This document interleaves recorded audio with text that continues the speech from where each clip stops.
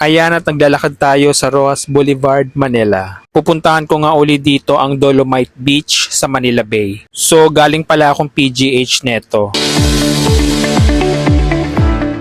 Pasok ulit tayo ng Dolomite Beach.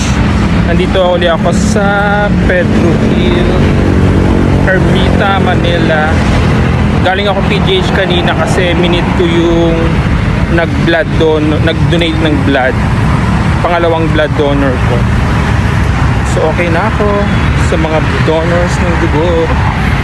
Ito na pala yung entrance ng Dolomite Beach.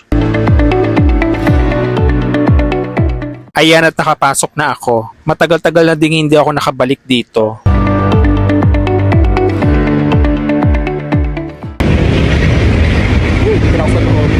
Libre lang ang entrance dito ha. Papunta na ako sa mga Dolomite Sand. It's 9 AM in the morning. Medyo mainit na. Pero deadma lang, kaya natin yan. Pagdating ko dito ay medyo konti lang ang tao. Buti na lang mahangin. Pero pawis na ako dito dahil sa paglalakad ko kanina. Wow, napakaganda at marerelax ka talaga kapag pumunta ka dito. Mga 10 o'clock, alis na ako dito para pumunta sa Robinson's Place, Manila. Kasi init eh. Papalamig ako doon. Summer na talaga. Para na rin akong pumunta ng probinsyang may beach nito. Yun nga lang bawal maligo dito. Punta lang tayo sa lilim dahil mainit na.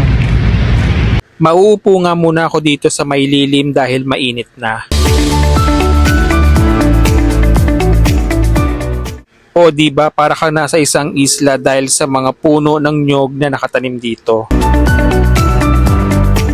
Nasa isla yan. Island vibe lang ang peg. Few moments later. Lumabas na ako. So saan ako pupunta pagkatapos dito? Tambay naman ako sa Robinson's Place, Manila. So ayan, umakyat na naman ako dito sa may footbridge para makatawid sa kabila. Gaya nga ng sabi ko ay doon naman tayo sa Robinson's Place, Manila tatambay at magpapalamig.